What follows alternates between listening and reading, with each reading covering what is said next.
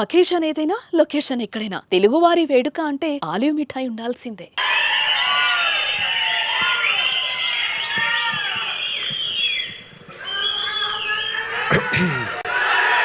అరే ఆగండి ఒక్క నిమిషం. మొన్న వరల్డ్ కప్ దెబ్బకి ఇంకా గొంతు కోలుకోలేదు స్వామి. అక్కడ అరిసి ఇంకా గొంతు ఇంకా సెట్ అవ్వాల. నా ప్రసంగం ప్రారంభించే ముందలా ఇక్కడున్న కార్యకర్తలు ఒక ప్రశ్న అడగాలనుకుంటున్నా. ఎంతమంది ఈ బ్యాచ్, ఎంతమంది ఈ బ్యాచ్?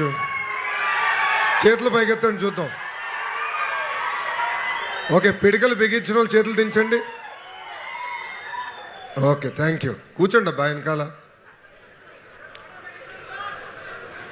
మన జరిగిన మహానాడులో మారిన కాలానికి మన సిద్ధాంతాలు కూడా ముందలు తీసుకెళ్లాలని, దాంట్లో ప్రధానమైన సిద్ధాంతం కార్యకర్తలే మా అధినేత అని ప్రకటిస్తాం జరిగింది. ఆ సిద్ధాంతాన్ని నమ్ముకుని ఆర్నిసలు కార్యకర్తలకు అందుబాటులో ఉంటూ పనిచేస్తున్న గౌరవ శాసన సభ్యుడు మన స్వామి సురేందర్ బాబు గారికి నా హృదయపూర్వక నమస్కారాలు. అదేవిధంగా వేదికమైన పెద్దలందరూ కూడా పేరు పేరున నా నమస్కారాలు.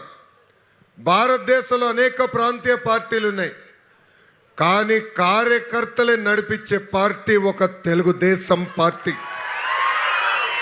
నేను ఎన్నో మార్లన్నా, విశ్వవిఖ్యాత నడ సార్వభౌమ స్వర్గశ్రీ నందమూరి తారక రామారావు గారు ఏ ముహూర్తంలో పార్టీ స్థాపించారో తెలియదు, కానీ నాకు 1 కోటి మంది కుటుంబ సభ్యులు ఆయన ఇచ్చేస్తాం కూడా జరిగింది. నాకు అక్క చెల్లెలు లేరు, అన్న తమ్ముడు లేరు, కానీ 1 కోటి మంది తెలుగుదేశం పార్టీ కుటుంబ సభ్యులు నా ఒక్కడికి సొంతం. అసలు ఆ పసుపు జెండా చూసినా, ఆ పసుపు రంగు చూసినా మనకి ఎమోషనే. కార్యకర్తలు చూసి ఉత్సాహం తెచ్చుకున్న వ్యక్తి మీ లోకేష్. ఆనాడు పుంగనూరులో చూసాం, స్థానిక సంస్థల ఎన్నికలు జరుగుతుంటే ఎవరు? మన తాత అంజిరెడ్డి తాత బీఫామ్ పట్టుకుని వెళ్తుంటే వాళ్ళు వచ్చారు దాడి చేసేదానికి. మీసాలు మిలేసి తొడగొట్టి రా బిడ్డ రా అని చెప్పాడు. ఆ అంజిరెడ్డి తాతనే నాకు స్ఫూర్తి. ఇంకొక చెల్లమ్మ మంజులారెడ్డి గారు పల్నాడులో ఆమె బూత్లో కూర్చుంటే వైకాపా నాయకులు వచ్చి దాడి చేశారు. రక్తం గారుతున్నా కూడా చివరి ఓటు పోలైన తర్వాతనే హాస్పిటల్కి వెళ్ళిన మంజులారెడ్డి గారు నాకు స్ఫూర్తి. ఇంకొకైనా చెన్నుపాటి గాంధీ గారు విజయవాడలో పార్టీ ఆవిర్భావం నుంచి ఉన్న వ్యక్తి. అహర్నిశలు ఆనాటి పాలకులు వ్యతిరేకంగా మాడుతున్నారని ఏకంగా ఆయన పైన దాడి చేసి ఒక కన్నుని పొడిసి కంటి చూపు పోయినా కూడా జై తెలుగుదేశం అన్న గాంధీ గారే మీ లోకేష్కి స్ఫూర్తి. అందుకే అధికారంలో ఉన్నా కూడా ఎన్ని పని ఒత్తిళ్ళు వచ్చినా మన జాతీయ అధ్యక్షుడు చంద్రబాబు నాయుడు గారు కానీ మీ లోకేష్ కానీ జిల్లాకి వచ్చినప్పుడు కార్యకర్తల్ని కలిసిన తర్వాతనే మేము ఏ కార్యక్రమం చేస్తాం జరుగుతుంది. కార్యకర్తల సంక్షేమం కోసం తెలుగుదేశం పార్టీ ఇప్పటికీ 135 కోట్ల రూపాయలు ఖర్చు పెడతాం జరిగింది. కార్యకర్తలు కలుస్తున్నా, కార్యకర్తల కుటుంబాలని కలుస్తున్నా, ఏకంగా పెట్టుబడులు తీసుకొచ్చేదానికి అనేక కంపెనీలు కూడా కలుస్తున్నాం. ఎంత కష్టపడినా తక్కువే, మీకు నేను ఎంత చేసినా తక్కువే. ఎందుకంటే 5 సంవత్సరాలు ఎత్తిన పసుపు జెండా దించకుండా, మడిమ తిప్పకుండా తెలుగుదేశం పార్టీకి మీరే కాపలా కాశారు. కార్యకర్తలందరూ విషయం కోరుతున్నా, ఈరోజు మనం వస్తుంటే పోలీస్ సోదరులు సెల్యూట్ కొడతారు, అధికారులు రండి కూర్చోండి అంటారు. అదే ప్రజాస్వామ్యం గొప్పతనం. ఎందుకంటే 5 సంవత్సరాలు ఎంత ఇబ్బంది పెట్టారో మనందరం చూసాం. మీ లోకేష్ మీద 32 కేసులు పెట్టారు. అరే ఆ రోజే చెప్పా, మడిచి ఎక్కడ పెడతావో పెట్టుకోపో, ఈ లోకేష్ తగ్గేదే లేదని. పాదయాత్రలు ఎంత ఇబ్బంది పెట్టారో మీరు చూశారు. కానీ మీరు నా వెనకాల నిలబడి నన్ను నడిపించారు. ఎక్కడికి వెళ్ళినా పెద్ద ఎత్తున స్వాగతం పలికారు. ఇప్పుడు అందరూ వస్తారు, కానీ ఆ రోజులో బయటికి రావాలంటే భయం. ఎక్కడ ఇబ్బంది పెడతారు, ఎక్కడ మన పైన కేసులు పెడతారు. పక్కనే ఒక ఇల్లు ఉంది, చూసావా? లైటే లేదు. అది తెలుగుదేశం పార్టీ దెబ్బ.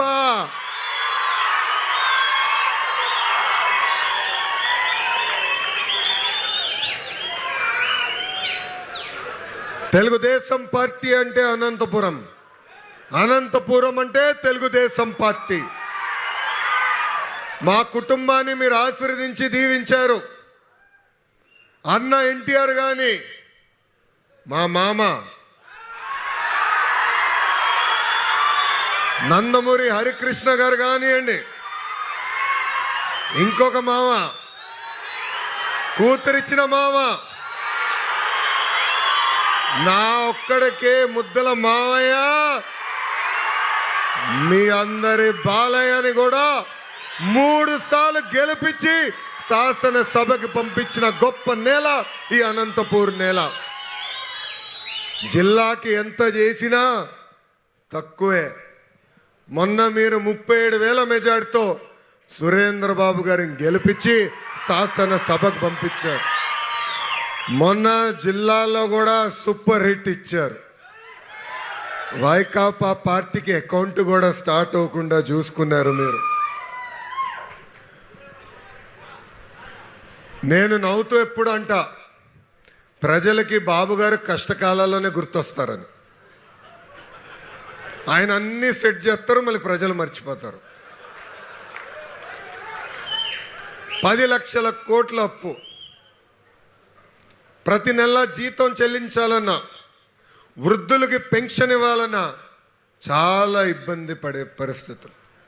అయినా కూడా ఆయనకున్న అనుభవంతో ఈరోజు సమర్థవంతంగా రాష్ట్రాన్ని ముందలు నడిపిస్తున్నారు. ఒక పెన్షన్ విషయం తీసుకోండి. గత పాలకులు 1000 రూపాయలు పెంచేదానికి 5 సంవత్సరాలు తీసుకుంటే, మన ప్రభుత్వం అధికారంలోకి వచ్చిన తొలి సంతకంతోనే 1000 రూపాయలు పెన్షన్ పెంచాం. వృద్ధులకి 1000 రూపాయలు, వికలాంగులకి 6,000 రూపాయలు, బెడ్కే పరిమితమవుతే 15,000 రూపాయలు. భారతదేశంలోనే ఏ రాష్ట్రంలో కూడా ఇంత పెన్షన్ ఇవ్వట్లేదు. మిగులు బడ్జెట్లు ఉన్న పక్క రాష్ట్రాల్లో కూడా ఇంత పెన్షన్ ఇవ్వట్లేదు. అన్నదాత సుఖీభవ, తల్లికి వందనం, ఉచిత గ్యాస్, ఈరోజు ఉచిత బస్ ప్రయాణం. ఇట్లా ఇచ్చిన హామీలు ఒక్కొక్కటి నిలబెట్టుకుంటా మనం ముందరికెళ్తున్నాం. కానీ మనందరం ఒక విషయం గుర్తుపెట్టుకోవాలి, చేస్తున్న మంచి పనులు మనం ప్రజల్లోకి బలంగా తీసుకెళ్లాల్సిన అవసరం ఉంది. పెద్దలు ఇప్పుడే అన్నట్టు డిఎస్సి విషయం గురించి కూడా మాట్లాడాలి. గౌరవ ముఖ్యమంత్రి గారు నన్ను అడిగారు, నువ్వు ఏ శాఖ కోరుతున్నావు, నీకేమైనా ఆలోచన ఉందా అని అడిగారు. అప్పుడు నేను చెప్పా, విద్యాశాఖ ఇవ్వండి సార్ అన్న. రే పోయి విద్యాశాఖ నీకు ఎందుకురా అన్నారు. సంఘాలు ఉంటాయి, సమస్యలు ఉంటాయి అంటే అందుకే నాకు ఇవ్వండి సార్, ఛాలెంజ్ అంటే నాకు బాగా ఇష్టం అని చెప్పా. అయా మంగళగిరిలో పోటీ చేశా, 85 తర్వాత మనం గెలవాల. 2019లో నేను ఓడిపోయా 5,300 ఓట్లతో. నన్ను అన్ని రకాలుగా అవమానించారు, అన్ని మాటలు అన్నారు. ఈరోజు అక్కడి నుంచి మళ్ళీ సౌండ్ వస్తుందా? అదే నియోజకవర్గంలో మళ్ళీ పోటీ చేసి 91,000 మెజార్టీతో నేను గెలిచా. ఇది మీ అందరికి ఎందుకు చెప్తున్నానంటే, కంచుకోట్లో నిలబడతాం, సులభంగా అయ్యే పనులు చేస్తాం కాదు, కష్టమైన పని మనం చేయాలి. అందుకే విద్యాశాఖ తీసుకున్నా. డిఎస్సి గురించి అనేక విషయాలు చెప్పారు అందరు. ఇది అవదు, ఆపుతారు. చలో ఛాలెంజ్. 150 రోజుల్లో డిఎస్సి నిర్వహించి ఉపాధ్యాయులకి ఏకంగా మనం ఆఫర్ లెటర్లు కూడా అందిస్తాం జరిగింది. ఇవన్నీ చెప్పాలి. అనేక పెట్టుబడులు తీసుకొస్తున్నాం. నిరుద్యోగ యువకులకు ఉద్యోగాలు కల్పించే లక్ష్యంతో మనందరం పనిచేస్తున్నాం.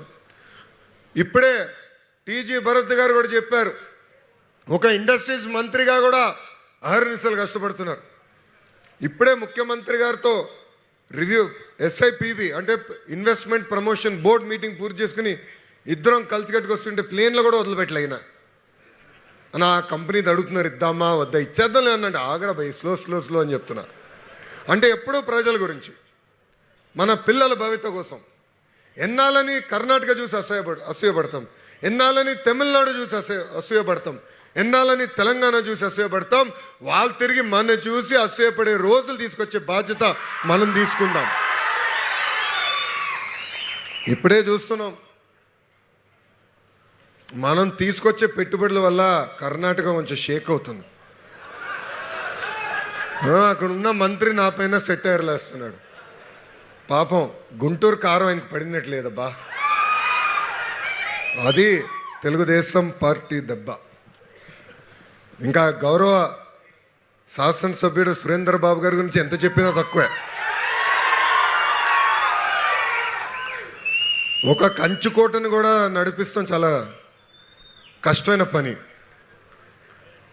ఎందుకంటే కంచుకోటలో ప్రతి కార్యకర్త కూడా నేను అధినేత అంటాడు. అవునా కదా? చూడు, మీరే ఒప్పుకుంటున్నారు. మిమ్మల్ని అందరినీ మేనేజ్ చేయాలా, మీ సమస్యలు తెలుసుకోవాలా, మళ్ళీ ఇక్కడ ఉన్న ప్రజలకి అందుబాటులో ఉండాలా. అహర్నిశలైన కష్టపడుతున్నారు. సొంత నిధులు నియోజకవర్గ అభివృద్ధి కోసం కూడా ఆయన ఖర్చు పెడుతున్నారు. మొన్న ఉచితంగా డిఎస్సి కోచింగ్ ఇచ్చి సుమారుగా 76 మందికి ఏకంగా టీచర్ పోస్టులు కూడా వచ్చే విధంగా చేసిన వ్యక్తి సురేందర్ బాబు గారు. నేను సురేందర్ బాబు గారికి ఒక విషయం చెప్పదలుచుకున్నా. లోకేష్ గారు కానీ సురేందర్ బాబు గారు కానివ్వండి, వేదిక మీద ఉన్న మనందరం కూడా ఈరోజు ఇక్కడ కూర్చోగలుగుతున్నాం అంటే దానికి కారణం మన ముందున్న తెలుగుదేశం పార్టీ కార్యకర్తలు.